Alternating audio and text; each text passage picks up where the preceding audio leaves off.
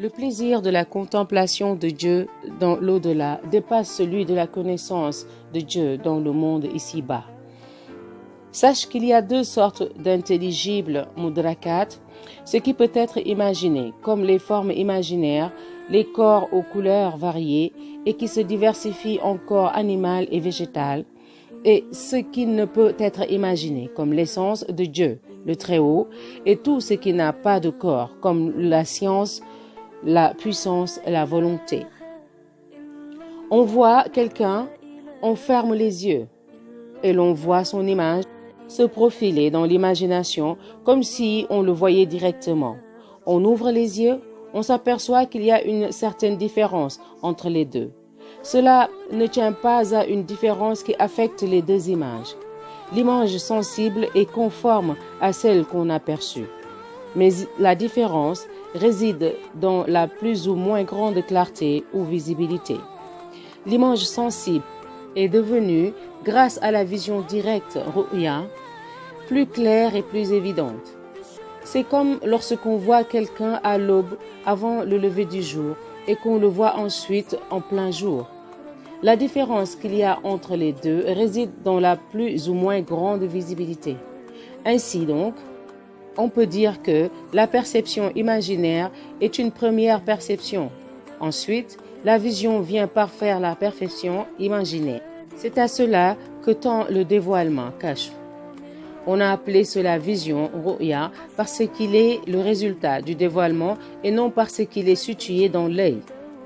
Même si Dieu avait créé cette perception parfaite et évidente, au front ou sur la poitrine, cela aurait mérité qu'on l'appelle vision. Voilà pour ce qui touche à l'imaginaire. Sache aussi que les connaissances qui ne se forment pas dans l'imagination, quand on veut les connaître et les percevoir, sont de deux sortes. Et les deux sont complémentaires l'une à l'autre. La seule différence entre les deux réside dans la plus ou moins grande manifestation ou netteté, comme c'est le cas dans l'objet imaginé et l'objet vu directement. Cette deuxième façon de connaître s'appelle aussi comparer à la première contemplation, mushahada, rencontre, liqa, vision face à face, ru'ya. Et ce n'est que justice. La vision face à face a été ainsi appelée parce qu'elle consiste dans la plénitude du dévoilement, kashf. Dieu a établi que la fermeture des paupières empêche le dévoilement parfait par la vision et constitue comme une sorte de voile qui s'interpose entre le regard et l'objet perçu. Pour atteindre le degré de la vision parfaite, il faut retirer le voile, sinon la perception qu'on a est pure imagination. Ainsi, en va-t-il aussi pour l'âme.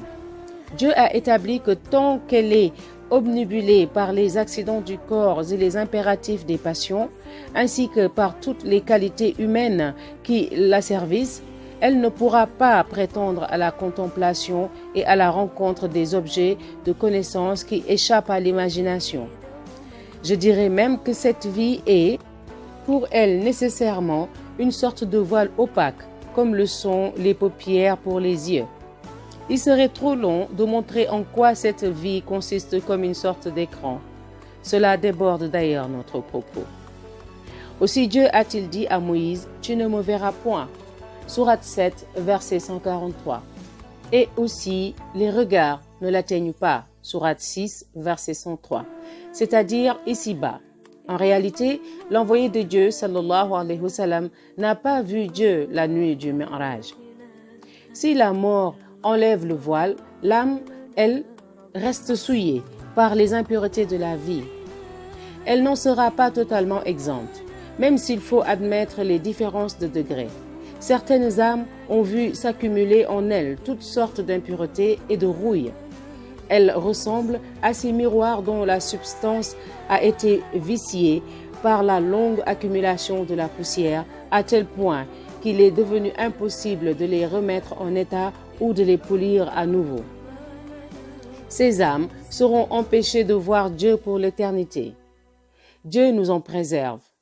D'autres ne vont pas jusqu'à voir leur substance ni leur nature profonde toucher. Elles sont susceptibles d'être purifiées et polies. Un passage au feu infernal suffira à les purifier des scories qui les entachent. La durée de ce passage dans le feu sera proportionnelle au besoin où l'on est d'être purifié. Le minimum correspondra à un léger intervalle de temps et le maximum pour ce qui est des croyants sera de 7000 ans.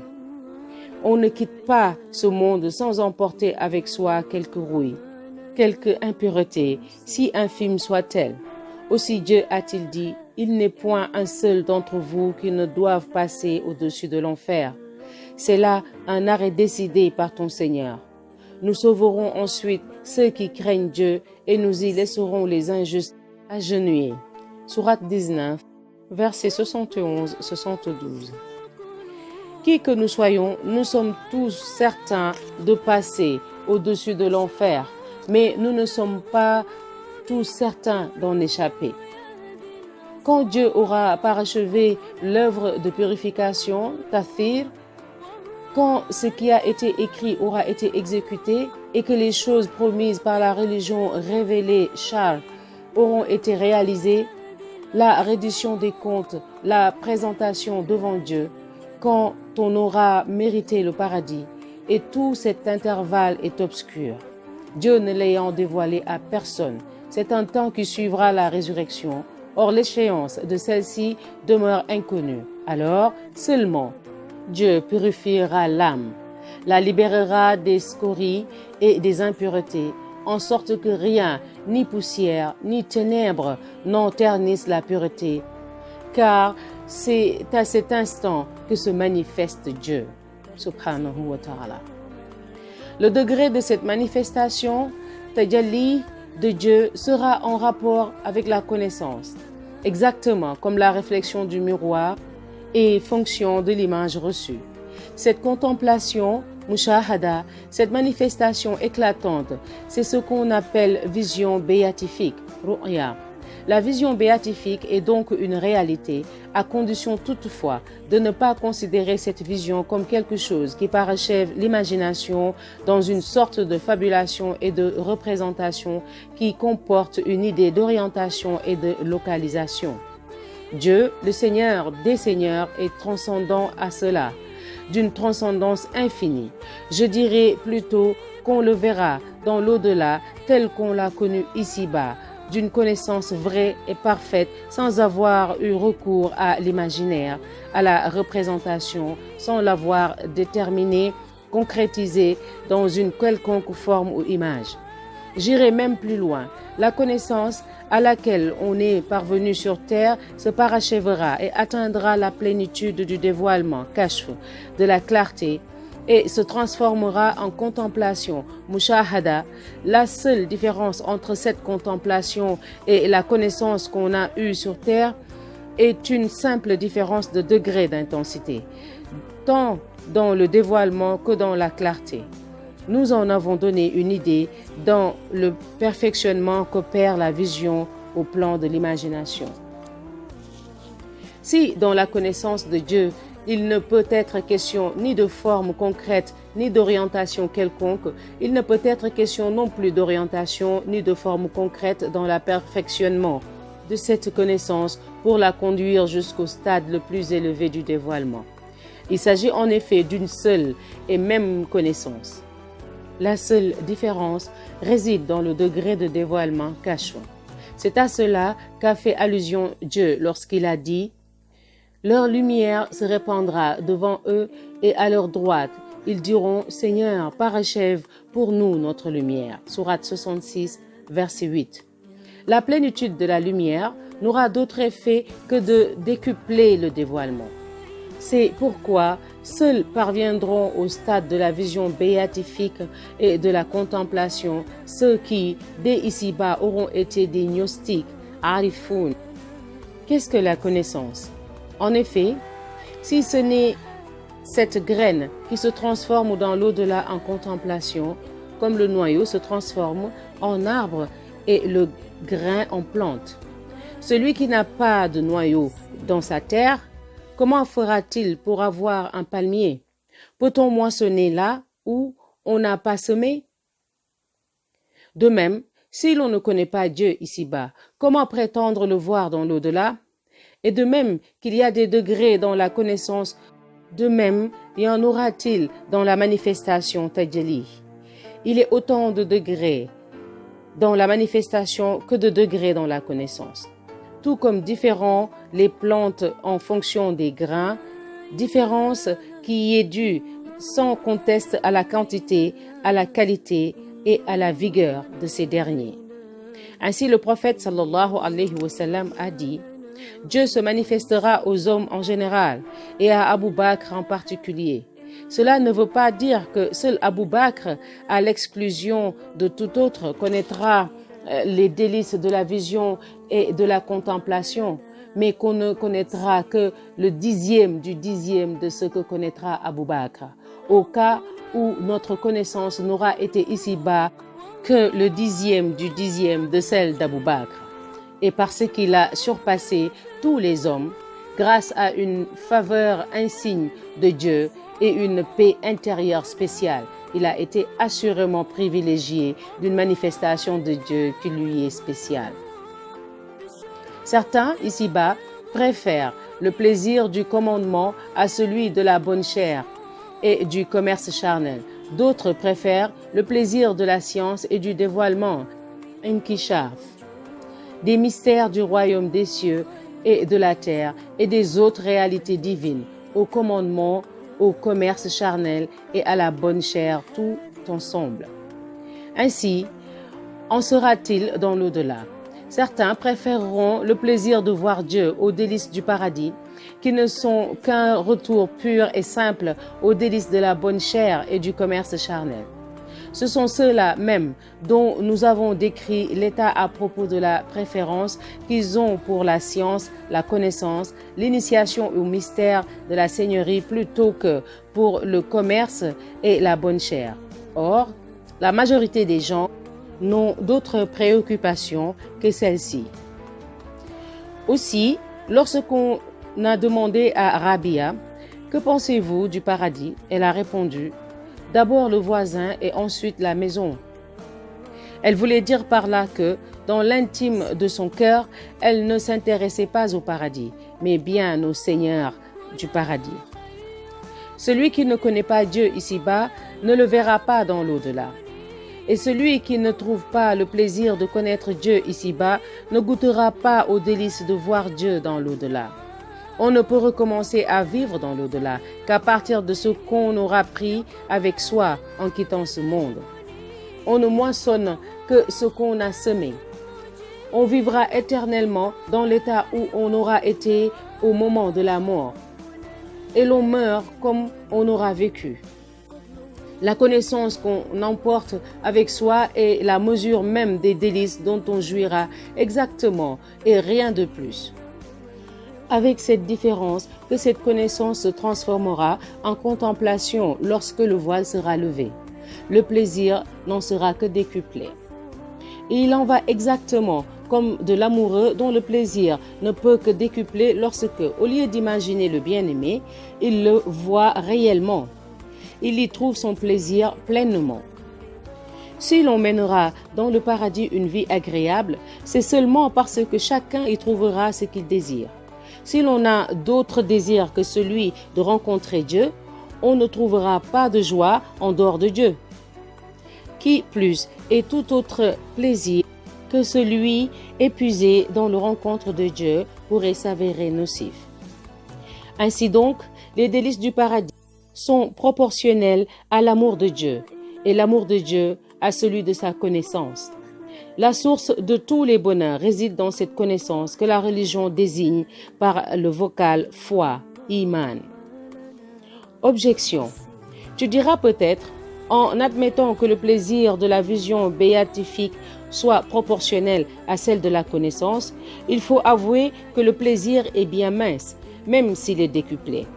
Car le plaisir de la connaissance ici-bas est quelque chose de bien mince. Le décuplé au maximum n'équivaudra jamais au degré d'intensité qui lui permettra de considérer comme viles toutes les autres joies du paradis. Réponse. Sache que, Le mépris du plaisir de connaître est le résultat de l'ignorance. Celui qui ne connaît pas pourra-t-il jamais avoir une idée du plaisir qui découle de la connaissance? Si l'on n'a qu'une connaissance superficielle et que le cœur est tout encombré d'attaches terrestres, comment peut-on saisir la nature de ce plaisir? Les gnostiques expérimentent dans leur connaissance, leur réflexion, leur oraison fervente munajat, des joies telles que, si le paradis leur était offert dès ici-bas plutôt que dans l'au-delà, ils ne l'échangeraient point contre elles. Sans compter que le plaisir du paradis, quelque parfait qu'il soit, ne supporte aucune comparaison avec le plaisir attaché à la rencontre liqa et à la contemplation de Dieu. Tout comme il n'y a pas de comparaison possible entre le plaisir que ressent l'amoureux lorsqu'il imagine son bien-aimé et celui qu'il trouve lorsqu'il le voit, ni non plus entre respirer le fumet des bons mets et y goûter, ni entre le plaisir des attouchements et celui de l'union charnelle. Pour bien montrer la grande différence qu'il y a entre ces plaisirs, il me faut donner un exemple. Le plaisir qu'on a à regarder le visage du bien-aimé ici-bas diffère suivant des raisons qu'on a de regarder, qui varient soit avec la beauté plus ou moins grande du bien-aimé. Il y a en effet plus de plaisir à regarder ce qui est beau que ce qui l'est moins, soit avec l'intensité plus ou moins grande de l'amour, mahabba, du désir ardent, shawq, du désir passionné, ishq. La délectation n'est pas la même pour celui qui est dans un état d'excitation que pour celui dont le désir et la passion sont plutôt tièdes. La délectation varie en troisième lieu avec la perfection de la perception. Celle qu'on ressent à voir le bien-aimé dans l'obscurité ou à travers un voile ou à distance n'est pas la même que celle que l'on ressent à le voir de près.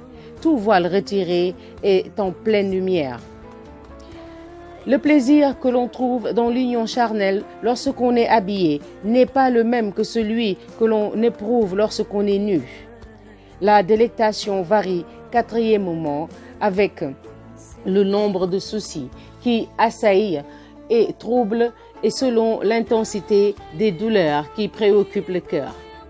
La délectation que ressent à contempler le bien-aimé, celui qui est en parfaite santé, dégagé et libre de tout souci, n'est pas la même que pour celui qui a peur et qui est dans l'effroi, celui qui est malade et qui souffre, ou encore celui dont le cœur est tout entier sous l'empire de quelques préoccupations majeures. Évalue maintenant l'état d'un amoureux dont la passion est attiédie et qui considère le visage de son bien-aimé à travers une épure, à une distance telle qu'il lui est impossible d'en distinguer la véritable identité. Imagine-le assailli par des scorpions, des guêpes qui l'agressent, l'attaquent, le piquent au point qu'il devienne le point focal de ses préoccupations. Sans doute aura-t-il encore quelque plaisir à regarder son bien-aimé, mais supposons que, subitement, il arrive que le voile se déchire, que la lumière brille, que disparaît tout ce qui peut lui nuire, et que, sain et sauf, dégagé et libre, il soit sous le coup d'une passion foudroyante et d'un désir fou, d'une intensité extrême. Tu vois d'ici comme sa délectation va décupler, à tel point qu'il n'y aura pas de commune mesure entre les deux délectations. C'est ainsi qu'il faut comprendre la relation qu'il y a entre le plaisir des yeux et celui de la connaissance, ma'rifa. Le voile fin et léger symbolise le corps et les soucis qu'il donne. Guêpes et scorpions symbolisent les instincts qui imposent leur empire aux hommes, comme la soif, la faim, la colère, le chagrin, la tristesse. La tiédeur de l'instinct et de l'amour symbolise l'âme rivée à la terre, incapable d'aspirer au monde supérieur tout entière, portée vers ce qu'il y a de plus vil et de plus abject. Il en va précisément comme de l'enfant qui est incapable de saisir le plaisir que donne l'exercice du commandement et dont toute l'attention est orientée vers une seule chose, jouer avec l'oiseau. Quant au gnostique, même si, dès ici-bas, il a acquis une connaissance solide, on ne peut pas dire qu'il soit exempt de toute distraction et il n'est pas concevable qu'il en soit totalement exempt. Certes, il se peut que les obstacles diminuent, qu'ils soient temporaires. Pourtant, la beauté de la connaissance lui donne d'entrevoir, ne laissera pas de bouleverser l'entendement. Sa joie est si grande que son cœur, face à la beauté, risque de faillir. Mais cela ne dure que l'espace d'un éclair. Il est rare que cela dure plus longtemps. Les soucis, les réflexions, les réminiscences, tout cela vient troubler et distraire. C'est comme une loi inhérente à cette vie qui passe, de telle sorte que ce plaisir que l'on ressent reste jusqu'à la mort, plaisir inassouvi. La béatitude al-hayat at-tayyiba, c'est pour après la mort. Et si l'on vit, c'est en fonction de l'au-delà que l'on vit. La demeure dernière est vraiment la vie, s'il savait. Sourate 29, verset 64. Celui qui a atteint ce degré aime rencontrer Dieu et il aspire à mourir. S'il éprouve quelque répulsion pour la mort, c'est tout simplement parce qu'il espère croître dans sa plénitude de la connaissance. La connaissance est comme une graine et l'océan immense de la connaissance est cette étendue sans fin qui n'a pas de rivage.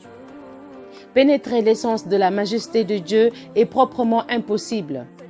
Plus la connaissance de Dieu, de ses attributs, de ses actes, des secrets de son royaume augmente et s'affermit, plus la béatitude augmentera en proportion dans l'au-delà et s'élèvera. C'est comme le grain. Plus la quantité est grande et la qualité meilleure, plus la culture gagnera en quantité et en qualité. Ce grain, on ne peut l'acquérir ici-bas. Et c'est dans le cœur qu'il est planté. C'est seulement dans l'au-delà que l'on moissonnera. C'est pourquoi l'envoyé de Dieu, sallallahu alayhi wa sallam, a dit « La meilleure des béatitudes, c'est une longue vie passée dans l'obéissance à Dieu. » La connaissance, en effet, s'accroît et s'approfondit lorsque la vie est longue et qu'on est assidu à la réflexion, à la poursuite de l'effort sur soi, à l'arrachement au monde et à la consécration, à la quête de l'au-delà. Toutes choses qui demandent assurément beaucoup de temps. Celui-là désire la mort qui s'est perdu dans la connaissance et qui est arrivé à la limite de ses possibilités. Cet autre en a de la répulsion qui espère un surcroît de connaissances qu'il ne peut acquérir que s'il vit assez longtemps, étant assuré que s'il ne vivait pas plus longtemps, il serait en deçà de ce qu'il peut acquérir. Quant aux autres gens, leur horizon se limite au plaisir que procurent les instants ici-bas. Si ces plaisirs leur sont assurés, ils aiment la vie. Qu'ils en soient privés et ils souhaitent la mort. Tout cela est privation, hirman, et perte évidente qui s'origine dans l'ignorance, jahl, et l'insouciance, hafla. Or, ignorance et insouciance sont à la racine du malheur, shaqawa, tandis que la science, ilm, et la sagesse sont le fondement même du bonheur. Après tout ce que nous venons de lire, te voilà donc instruit de la nature profonde de l'amour, mahabba, ce que signifie la passion, ishq, qui est amour aussi, mais qui comporte excès et violence, de ce que veut dire joie de connaître, ladhat al-ma'rifa, vision face à face, ru'ya, joie inhérente à cette vision.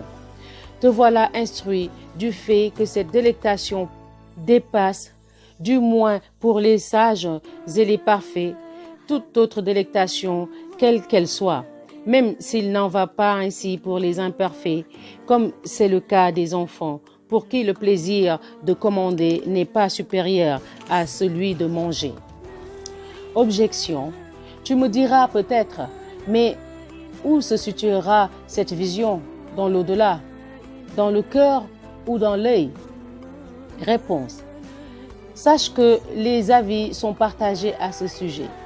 Ceux qui voient avec leur cœur n'accordent aucune importance à ces divergences et ne s'y arrêtent pas outre mesure. L'être réfléchi mange les légumes et ne se pose pas la question de savoir où cela a poussé. Et celui qui aspire à voir son bien-aimé est trop sous l'emprise de son amour et de sa passion pour se demander si sa vision se réalise dans l'œil ou sur son front. Ce à quoi il aspire, c'est la vision et le plaisir qui en découle. Qu'importe que cela se réalise dans l'œil ou ailleurs.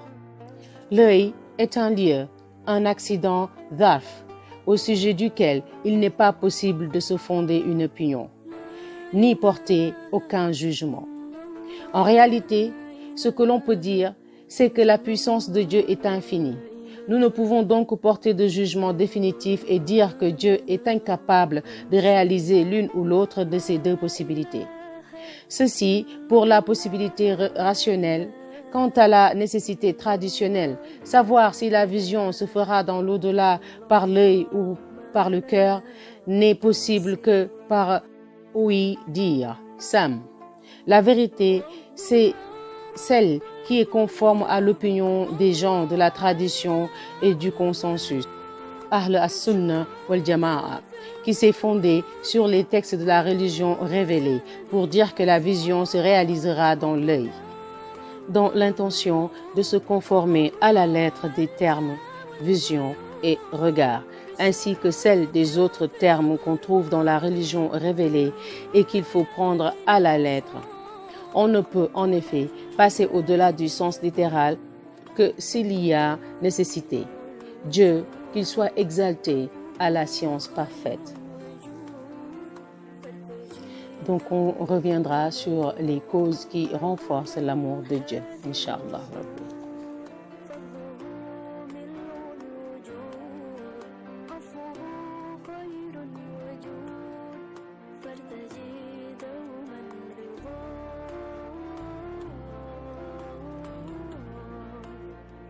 ये